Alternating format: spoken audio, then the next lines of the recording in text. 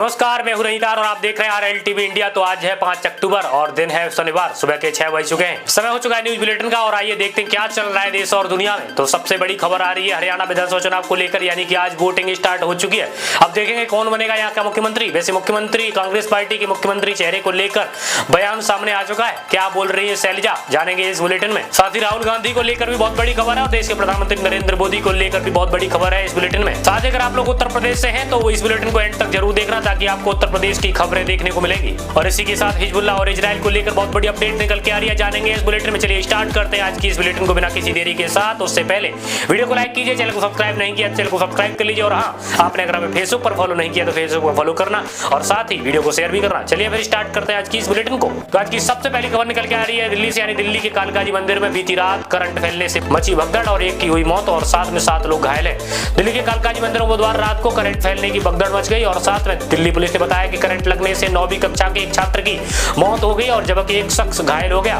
वही भगदड़ में 6 अन्य लोग घायल हैं और साथ ही सभी घायल खतरे से बाहर है और पुलिस ने इस मामले में केस दर्ज कर लिया है। वही अगली खबर आ रही है तेलंगाना की मंत्री को लेकर, यानी कोंडा सुरेखा के खिलाफ 100 करोड़ का एक और मानहानि का केस दायर करेंगे नागार्जुन। यानी तेलंगाना की मंत्री कोंडा सुरेखा के खिलाफ मानहानि का मुकदमा दायर करने वाले एक्टर नागार्जुन ने बताया कि वह मंत्री पर 100 करोड़ का एक और मानहानि का मुकदमा केस दायर करेंगे। रिपोर्ट्स के मुताबिक सुरेखा ने नागार्जुन के बेटे एक्टर नागा चैतन्य और समांथा के तलाक पर टिप्पणी की थी। नागार्जुन ने कहा कि वह निजी मामला नहीं रह गया है। वही अगली खबर आ रही है सोने की कीमत को लेकर। सोने की कीमत बढ़ चुकी है। त्योहारों की बड़ी मांग को लेकर जो है 78,450 प्रति 10 ग्राम सोना हो चुका है। यानी त्योहारों में बड़ी मांग के बीच दिल्ली सराफ बाजार में शुक्रवार को सोना 150 रुपए की तेजी के साथ 78,450 प्रति यानी 10 ग्राम के ताजा सर्वकालिक उच्च स्तर पर पहुंच गया है। वही चांदी की कीमत 1035 की तेजी के साथ 90,200 प्रति किलोग्राम हो गई है। वही गुरुवार शाम को सोने की कीमत 68,310 ग्राम थी और चांदी की कीमत 93,165 किलोग्राम थी।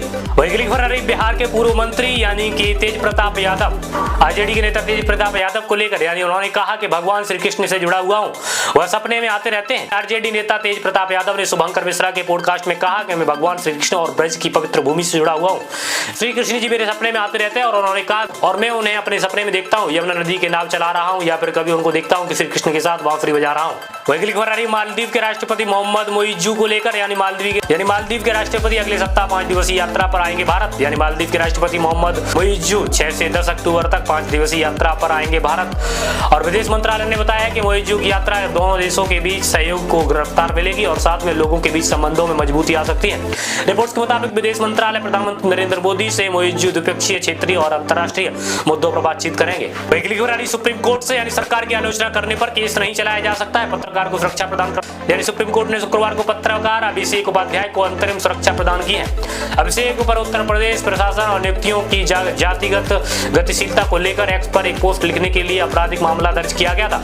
कोर्ट ने कहा है कि वो पत्रकार केवल सरकार की आलोचना करने के आधार पर मामला दर्ज नहीं किया जा सकता है। अगली खबर आ रही देश के नेता प्रतिपक्ष राहुल गांधी को लेकर, सावरकर पर आपत्तिजनक टिप्पणी से जुड़े मानहानि मामले में पुणे की अदालत ने राहुल गांधी को किया समन।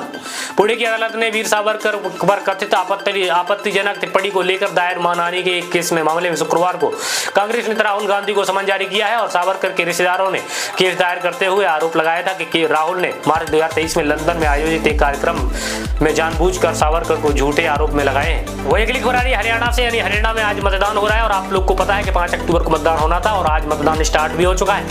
साथ ही इसको लेकर हाईकमान को लेकर कुमारी शैलजा ने मुख्यमंत्री पद को लेकर उन्होंने कहा है कि हाईकमान मुझे नजरअंदाज नहीं कर सकता है। हरियाणा का सीएम कौन होगा, यह कांग्रेस नेता शैलजा ने इसको बयान देते हुए कहा कि हरियाणा विधानसभा चुनाव में मतदान के एक दिन पहले कांग्रेस सांसद कुमारी शैलजा ने राज्य का मुख्यमंत्री कौन होगा इस सवाल पर कहा कि अगर कांग्रेस जीतती है तो सीएम का चयन पार्टी हाईकमान करेगा, लेकिन हाईकमान नजरअंदाज नहीं कर सकता है। उन्होंने कहा मेरा वजन इतना है कि मुझे शीर्ष पद के लिए सबसे आगे माना जा सकता है। अगली खबर आ रही स्विस कंपनी को लेकर, यानी स्विस फर्म ने महाराष्ट्र सरकार को भेजा उसमें सीएम को के ठहरने से जुड़ा 1.6 करोड़ का बकाया बिल। एक स्विस कंपनी ने 1.58 करोड़ के बकाया बिल को लेकर महाराष्ट्र सरकार को नोटिस भेजा है। यह बिल दावोस में विश्व आर्थिक सम्मेलन के दौरान मुख्यमंत्री एकनाथ शिंदे कुछ मंत्रियों अधिकारियों के वहां ठहरने का है। नोटिस में महाराष्ट्र औद्योगिक विकास निगम को मुकदमे की चेतावनी देते हुए कहा गया है कि अधिकारी भुगतान को लेकर बहाने बना रहे हैं। वही अगली खबर आ रही है इजराइल को लेकर, यानी इजराइल लंबे समय तक नहीं टिकेगा। यानी ईरान के शीर्ष नेता आयतुल्लाह खामनेई ने कहा कि हमास और हिजबुल्लाह के खिलाफ इजराइल जीत नहीं पाएगा और वह लंबे समय तक नहीं टिकेगा। उन्होंने कहा कि हिजबुल्लाह प्रमुख हसन नसरल्लाह हमारे बीच नहीं है और लेकिन उसका जज्बा और उनका मार्ग हमें हमेशा प्रेरित करता रहेगा। नसरल्ला की मौत के बाद ईरान ने इजराइल पर हमला किया था। अगली खबर आ रही है छत्तीसगढ़ से, यानी छत्तीसगढ़ में 30 नक्सलियों को सुरक्षा बलों ने कर दिया ढेर। यानी छत्तीसगढ़ के नारायणपुर दंतेवाड़ा सीमा पर अबूझमाड़ इलाके में सर्च ऑपरेशन के बाद सुरक्षा बलों ने मुठभेड़ में 30 नक्सलियों को ढेर कर दिया है। मारे गए नक्सलियों के पास से भारी मात्रा में ऑटोमेटिक हथियार भी मिले हैं। रिपोर्ट्स के मुताबिक पुलिस को सूचना मिली थी कि नक्सली किसी भी बड़ी वारदात को अंजाम देने की फिराक में है। खबर आ रही है इजराइल से, इजराइल पर हमास का बीते 7 अक्टूबर को किया गया हमला सही कदम था। तो ईरान के प्रमुख नेता आयतुल्ला खामनेई ने कहा कि 7 अक्टूबर 2023 को इजराइल पर किया गया हमला सही कदम था। उन्होंने कहा फिलिस्तीनियों की जमीन को कब्जा कर इजराइल बनाया गया है और किसी अंतर्राष्ट्रीय कानून को यह अधिकार नहीं है कि वह लेबनानी और फिलिस्तीनी नागरिकों को उसके कब्जे के खिलाफ खड़े होने को रोक सके। वही पहली बार 700 बिलियन के पार हुआ भारत का विदेशी मुद्रा भंडार। यानी भारत का विदेशी मुद्रा भंडार 27 सितंबर को खत्म हुए सप्ताह में $12.59 बिलियन से बढ़कर 704.88 बिलियन पहुंच चुका है। समकालिक उच्च स्तर पर पहुंच गया है। यह पहली बार है जब भारत का विदेशी मुद्रा भंडार 700 बिलियन के आंकड़े को पार कर गया है। आरबीआई के आंकड़े के अनुसार विदेशी मुद्रा संपत्ति $10.47 बिलियन बढ़कर $616 बिलियन हो गई है। अगली खबर आ रही है अमित शाह को लेकर। अमित शाह की तारीफ करते हुए मध्य प्रदेश के जेल में 16 कैदियों को कराया गया मुक्त और शाह ने की तारीफ। केंद्रीय गृह मंत्री अमित शाह ने मध्य प्रदेश सरकार की तारीफ की है और शाह की तारीफ इसके लिए केंद्रीय गृह मंत्री अमित शाह ने अन्य प्रदेशों को मध्य प्रदेश सरकार से प्रेरणा लेने की नसीहत दी है। कैदियों को जेल में जुर्माना राशि भरकर रिहा कराया गया है। अगली खबर आई झारखंड से। झारखंड में एनसीपी के एकमात्र विधायक और प्रदेश अध्यक्ष कमलेश सिंह ने थामा बीजेपी का दामन। यानी झारखंड में आगामी विधानसभा चुनाव से पहले एनसीपी के एकमात्र विधायक व प्रदेश अध्यक्ष कमलेश सिंह शुक्रवार को बीजेपी में शामिल हो गए। बीजेपी प्रदेश कार्यालय में असम के मुख्यमंत्री और झारखंड बीजेपी के चुनाव सह प्रभारी हेमंत बिस्वा शर्मा की मौजूदगी में उन्होंने बीजेपी की सदस्यता ग्रहण की और कमलेश सिंह पालूम के हुसैनबाग सीट से विधायक हैं। अगली खबर आ रही है वित्त मंत्री निर्मला सीतारमण को लेकर। निर्मला सीतारमण ने टैक्स रिफंड में देरी को लेकर लोन नहीं मांग रहा कहने वाले शख्स को दिया जवाब। वित्त मंत्री निर्मला सीतारमण ने आईटी रिफंड में देरी की शिकायत करने वाले शख्स को जवाब दिया है और एक्स पर लिखा कि केवल एक बार रिफंड की स्थिति अवगत कराया गया है। एक साधारण रिफंड में इतना समय लग रहा है, वो लोन नहीं मांग रहा है। सीतारमण ने आयकर विभाग को टैग कर लिखा, उम्मीद है आप गौर कर रहे होंगे। अगली खबर आ रही है उत्तराखंड से। उत्तराखंड में साइबर क्राइम के चलते 90 सरकारी वेबसाइट हुई है। यानी उत्तराखंड में हाल ही में एक बड़ी घटना में राज्य आईटी सिस्टम को पूरी तरह हड़प लिया, जिससे सरकारी कामकाज पर भारी असर देखने को मिला। और बता दें साइबर हमले के चलते सीएम हेल्पलाइन, भूमि रजिस्ट्री और ई ऑफिस के अहम प्लेटफॉर्म बंद हो गए। कार्यालय में पूरे दिन कोई कामकाज नहीं हो सका। अगली खबर आ रही है वित्त मंत्री निर्मला सीतारमण को लेकर। देश में आने वाले वर्षों में आम आदमी का जीवन स्तर तेजी से सुधरेगा, इस प्रकार का बयान दिया है वित्त मंत्री निर्मला सीतारमण ने। वित्त मंत्री निर्मला सीतारमण ने कहा कि आदमी का जीवन स्तर तेजी से सुधरेगा और उन्होंने कहा कि यह भारतीय के लिए जीवन को प्रभावित करने वाला युग होगा। उन्होंने कहा कि हमें प्रति व्यक्ति $2730 तक पहुंचने में 75 वर्ष लग गए, लेकिन 2000 और जोड़ने के लिए 5 वर्ष लगेंगे। अगली खबर आ रही है भारतीय वायुसेना को लेकर। 2047 तक अपने सभी सामान का उत्पादन भारत में ही करने पर कर रही विचार। यानी वायुसेना जो है चीफ मार्शल MP सिंह ने बताया कि भारतीय वायुसेना 2047 तक अपने सभी सामान का उत्पादन भारत में ही करेगी, इस प्रकार का विचार कर रही है। उन्होंने कहा भविष्य में किसी भी सुरक्षा चुनौती से निपटने के लिए स्वदेशी हथियार प्रणाली होना महत्वपूर्ण है। और रिपोर्ट्स के मुताबिक रूस ने 400 S-400 मिसाइल प्रणाली की 3 इकाइयों की आपूर्ति कर दी है। अगली खबर आ रही है बेंगलुरु से। बेंगलुरु में ईमेल के जरिए 3 कॉलेजों को मिली बम से उड़ाने की धमकी। यानी बेंगलुरु में BMS college, MS Ramaiah college और साथ में BIT कॉलेज को शुक्रवार ईमेल के जरिए बम से उड़ाने की धमकी मिली और जिसके बाद तीनों कॉलेज में अलर्ट जारी कर दिया गया है।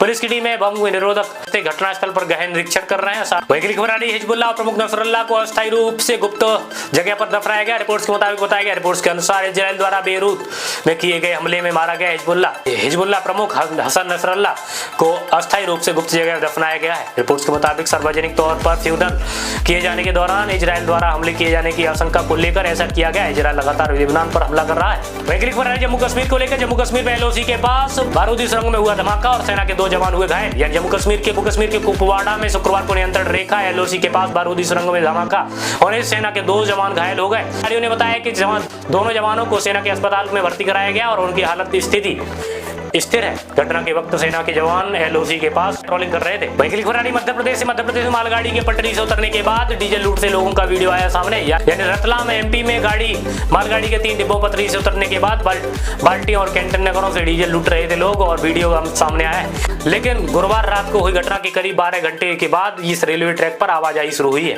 वहीं की खबर आ रही है उत्तर प्रदेश के पूर्व मुख्यमंत्री अखिलेश यादव को लेकर। अखिलेश यादव ने अमेठी में एक ही परिवार के 4 लोगों की हत्या पर दी प्रतिक्रिया।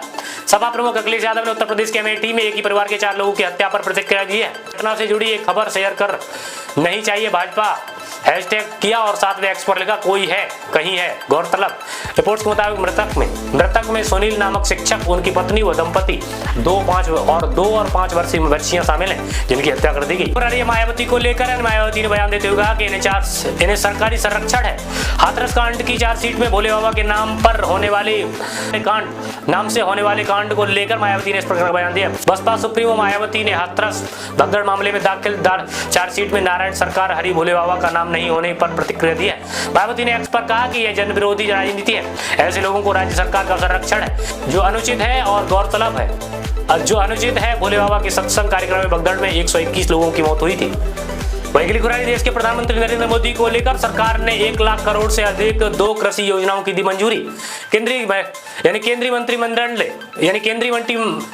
मंत्रिमंडल ने टिकाऊ कृषि को प्रोत्साहन और खाद्य सुरक्षा सुनिश्चित करने के लिए शुक्रवार को दी बड़ी कृषि योजनाओं को मंजूरी दे दी और उन्होंने इन योजनाओं के नाम PM राष्ट्रीय कृषि विकास योजना और साथ में कृषोन्नति योजना। केंद्र सरकार ने बताया है कि इन दोनों कृषि योजनाओं में कुल 1.1 लाख करोड़ रुपए का खर्च होगा। दोस्तों आज की बुलेटिन में इतना ही। होप आप सभी को ये बुलेटिन पसंद आई। अगर पसंद आई तो वीडियो को लाइक करें, चैनल को सब्सक्राइब नहीं किया चैनल को सब्सक्राइब जरूर कर लेना। अगर आपने हमें फेसबुक पर फॉलो नहीं किया तो फेसबुक पर फॉलो कर लेना और हाँ वीडियो को शेयर भी करना। मिलते हैं आप सभी एक बुलेटिन के साथ, तब तक के लिए जय हिंद, जय भारत, वंदे मातरम।